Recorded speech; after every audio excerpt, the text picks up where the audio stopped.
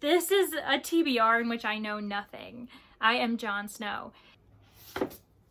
I know why I pre-ordered this now. Oh, Leandra, what are you doing?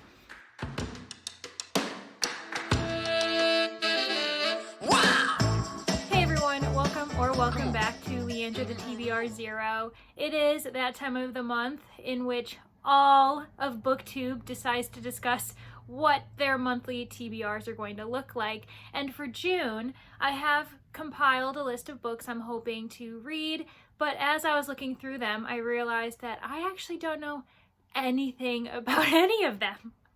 I will be finding out, along with you, what exactly these books are about through this video. I intend to read the backs of each book or the inner flap if they're a hardback, and giving some genuine reactions, hopefully excited ones, as I figure out what I actually have gotten myself into for the month of June.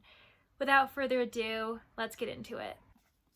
I've decided to incorporate a few more classics in my June TBR because that is one of my goals for 2022, is to read more classics. So I have decided to pair together John Steinbeck's Of Mice and Men with Oliver Twist by Charles Dickens. These are two authors I've actually never read. I know that they are infamous, and usually they are associated with the typical canon that, you know, you're exposed to, say, in secondary school, or if not, in college. And I never had to read either of them throughout all of my education. And I don't know, I don't feel that I am missing these books in my literature canon personally, because let's be honest, at least in the United States, and more likely, you know, the entire globe, we are suffocated with the literature written by white men throughout history as it is.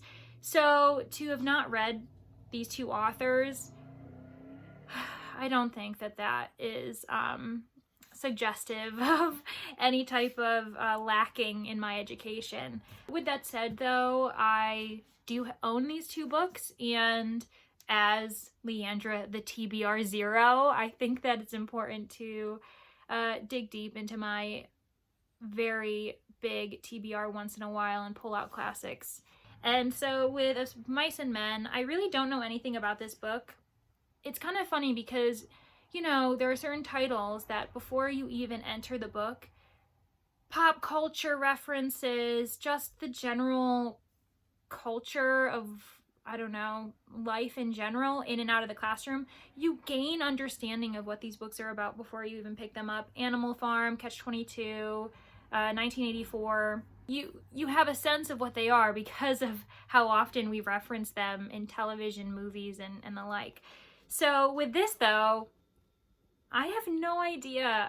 Obviously, the back cover is meant to give you some type of little taste. It doesn't. It says that, you know, it was written in the 1930s, so between two world wars, the United States is experiencing a depression, and it seems that our two main characters, the two men on the cover, have some type of significant friendship, but there are a lot of themes of loneliness, hope, and loss. So very vague and very short. You would think that they would be able to, you know, concisely give us a better summary of some sort or synopsis. But yeah, I'm going in almost as blind as I was at the beginning of this video. Now, with this copy, it's a gorgeous paper mill press edition, so I really do love it. And I ended up acquiring this through a subscription that I once had with Coffee and a Classic. Highly recommend it if you are a lover of classics, or if you really want to get into them and you want to invest in some really nice copies. They weren't always paper mill press copies. I think 2 of the copies I ended up having during the subscription were, but with this one, I don't know. I haven't had any inkling to read it. With Oliver Twist, and with Of Mice and Men.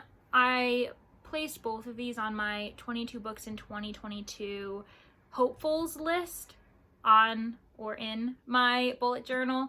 And so because I've been neglecting that list for most of the year of 2022, I've decided that I'm going to include a few of them on my June TBR, and that's why they're both here now. The back cover says, oh, this might just be a quote. Shoot. I can't remember. The problem is with Charles Dickens, there really are quite a few references in our media and culture that discuss his books, but I always get mixed up because there's Tom Sawyer, and then there's Huckleberry Finn. Who's Oliver Twist? Oh my gosh. I should be embarrassed, but to be honest, whatever. Well, I'm not giving anyone a description of any of these books. Maybe this was a bad idea. I'm not learning anything more than I already did, but we're gonna find out, or at least I will. I'm sure most people who are watching this probably are concerned about how little I know regarding these classics. But yeah, we are gonna read these two dead men's work and see how it goes. The next two books I'm gonna discuss in this TBR video were pre-orders, and I'm super excited to finally read them because one of them I've had for a couple months at this point, which of course violates, you know, one of my main rules is that you're meant to read a pre-order within the month you get them. But you know, life has been super crazy. I am finally done with at least 1 year of grad school, and hopefully my life will be a bit more organized. But also, I didn't read this book in May as I intended because I'm doing a buddy read with one of my friends, Mariah, and we've decided to wait until June to do it together, and that's Manhunt by Gretchen Felker Martin. I'm super pumped because I'm pretty sure it has trans representation in it. It's horror dystopian from what I can tell on the back cover. So I'm not going to read the back cover and give too much more about this, mainly because I've already discussed this book in other TBRs, and while I've unfortunately not been able to finally take it off my TBR, I intend to do so this month, and I'm super excited about it.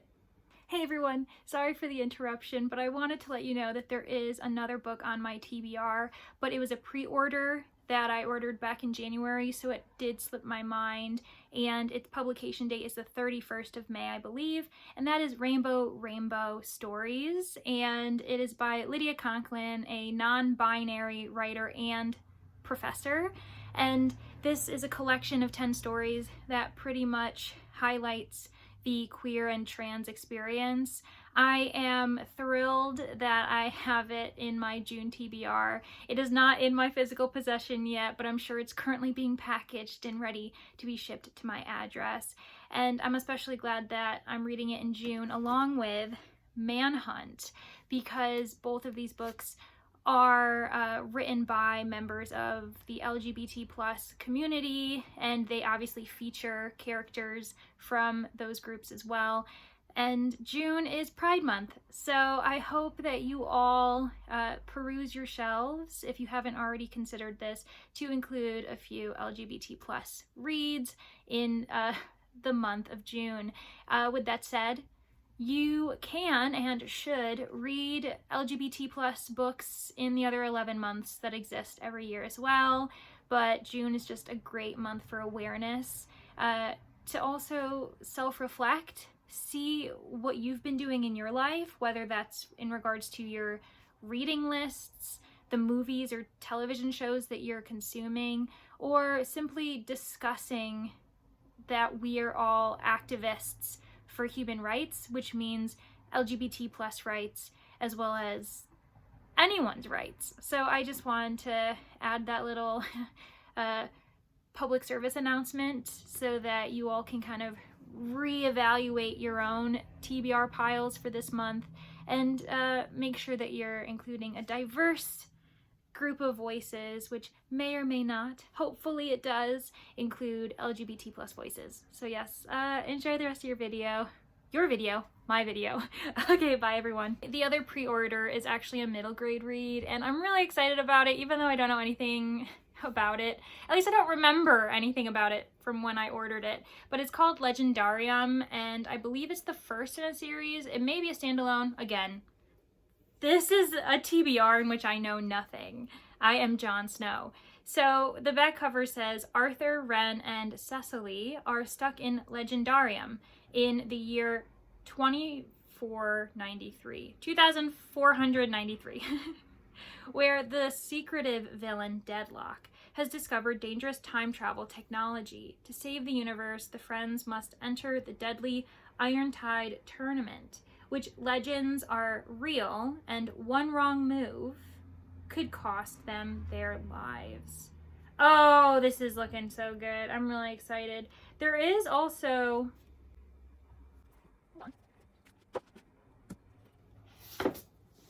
I know why I pre-ordered this now. I have the first book. There's a little image of the first book on here, and I thought, I recognize that book. Well, now I have another book on my TBR.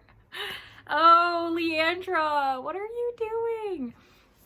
Well, super excited then. I'm going to read Wonderscape, and then I'm going to read Legendarium. Maybe I'll do a vlog with these two. That's pretty exciting.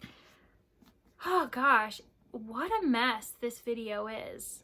The next book on my TBR is actually a part of a vlog that I've started in May. I'm reading 2 mysteries, of course, as usual, and while I finished one of them in May, I already know I'm not going to be able to read this one by the time May is over, so I've decided to add it to my June TBR, and it is A Study in Scarlet and The Sign of the Four by Sir Arthur Conan Doyle. If you recognize those titles or were able to read the top 2 words in this cover, it's a Sherlock Holmes book. My only experience with Sherlock Holmes is actually The Adventures of Sherlock Holmes, which is a collection of stories by Sir Arthur Conan Doyle. I have also dabbled in adaptations of Sherlock Holmes, and it's quite funny to think that I'm more familiar with the adaptations than I am with the original. I have watched Sherlock on the BBC, and I also have started the Lady Sherlock series,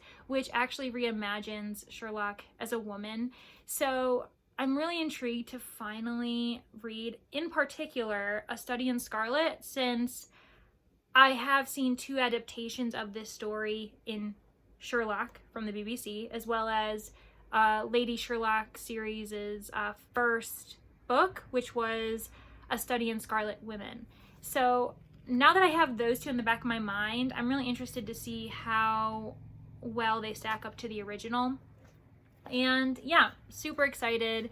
Don't know anything about The Sign of the Four either, but it does say, and excitement abounds in the Sign of the Four as Holmes and his trusty companion, Dr. John Watson, continue their investigations, this time concerning a mysterious alliance between soldiers who served together in India. Dun dun dun dun. Very exciting. But yeah, so this one I think is more up my alley, at least in regards to the other 2 classics on my list, and I am not worried at all that I'm going to enjoy it. The last 2 books on my set TBR actually did come from my current book subscription, which is through the Mysterious Bookshop. Every month I get a book from the Mysterious Bookshop, and it's one of the new Otto Penzler Presents American Mystery Classics editions, and for some reason, I actually don't know, I should probably look into this or see how it's affected my subscription, but I ended up getting shipped 2 different books. Penzler Classics, which is something I also subscribe to via email, did announce that there would be 2 new titles for this month, and I don't really understand why that affects my subscription, but anyway, the 2 books I ended up receiving are The Cape Cod Mystery, and this is by Phoebe Atwood Taylor, and then The Case of the Shoplifter's Shoe by Earl Stanley Gardner.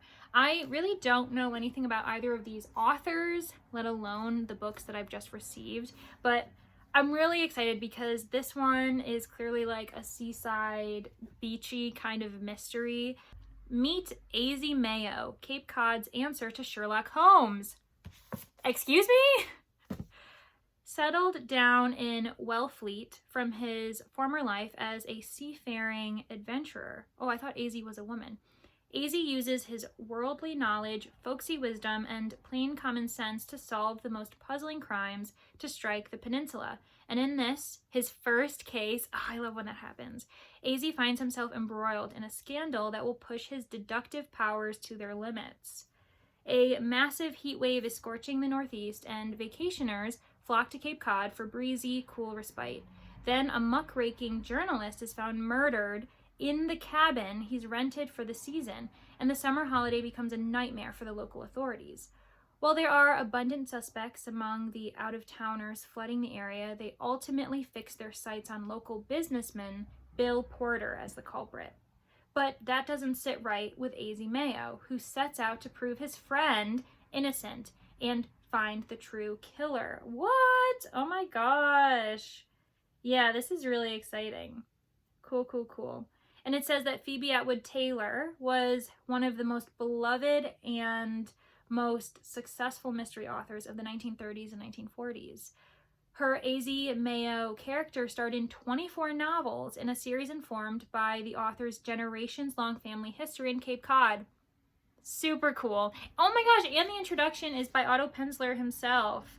So that's really interesting. I'm really excited for this one. Now, I just remembered. Now, Earl Stanley Gardner, he was the author of the Perry Mason series, and if you know anything about Perry Mason, there was a TV show that used to exist. I believe that it was in the 70s or 60s. I can't remember. It's hard because the actor who played Perry Mason also played Ironside. So he was a detective in two different series. And I know that one was in black and white and the other one was in color.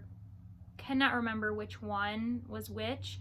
But I think Perry Mason might have been the one that was in black and white at first. I don't remember. Either way, I grew up adoring Perry Mason. Of course, you know, I watched Perry Mason, Matlock, Diagnosis Murder. I mean, currently I'm on a nostalgia binge watching Law & Order SVU on Hulu, so this is right up in my wheelhouse. But anyway, so it says, sleuthing attorney Perry Mason can't resist a good mystery. So when he sees an older woman being accused of shoplifting during a department store outing with his assistant, Della Street, he doesn't hesitate to intervene. Armed with an assumption of innocence and the legal acumen to silence her accuser, Mason leaps to the woman's defense until her niece appears, acknowledging her aunt's guilt and pays for the stolen items. Soon thereafter, Aunt Sarah is accused of stealing a valuable set of diamonds, and her niece, Virginia, enlists Mason's aid. The man who left the jewels in Sarah's care insists that she didn't take them, but when he turns up dead, she's left with nobody to vouch for her. Nobody, that is, but Perry Mason, expert in the art of defending the innocent. Oh, this is the 13th novel in the Perry Mason series, which can be read in any order. Oh, thank God. Usually that's the case. So it's really surprising when I find a mystery series where you really have to start from the beginning. Of course, there's some small arcs that may interplay in multiple books that you'd want to be aware of, but usually you should be able to read any mystery at any time, no matter what the order the author wrote it in, but that's good to know. So yeah, this says the book features complex plotting, snappy dialogue, and breakneck pace. Oh, good. I'm really, because this is a pretty thick mystery. I'm not gonna lie. Whatever. I know that kind of sounds ridiculous, but usually mysteries that are paperback are between, say, like 200 and 250 pages. So when it's a little bit more than that, I'm always wondering how it's going to keep my attention. But yeah, oh, I'm so excited. I've been wanting an excuse to read Perry Mason because as soon as I found out that the TV show was based on books, I really wanted to actually get, to know the books better. I am 100% going to be pairing these together because, again, they aren't frame-up jobs like my vlog for the 2 books set in Chicago, but they do coordinate with the idea of someone being innocent, but a lot of clues leading towards them, and so the detectives have to pretty much involve themselves in order to protect the innocent person accused. So yeah, so excited. Okay. That is my current setup for the June TBR. I've got 2 classics that would be accepted in many academic classrooms. I've got 3 classic mysteries, 2 of them being set in the United States and one of them being, the infamous Sherlock Holmes. And I also have a horror dystopian book going on, as well as 2 middle grade mysteries that are both a part of the same series. Do you think that I know more about these books than I did when I started the video? That was the plan. I think it went off the rails in the middle, and then I was able to find my bearings, at least in the last few that I was discussing. If anyone has read any of these books and you want to give me a little bit more information than what I've obviously have, then I would love for you to tell me if you enjoyed the books, if you need to warn me about anything in these books, especially because some of them are, quite old. And the older they get, the more problematic I personally find them to be. So I would love to hear what you thought about them. And if you enjoyed the video, however scatterbrained it ended up being, I would appreciate if you liked it and consider subscribing to my channel. I promise that I'm usually more organized than this, and I promise to hear any suggestions that you guys have along the way. But thank you so much for spending some time with me today, and have a great one. Bye!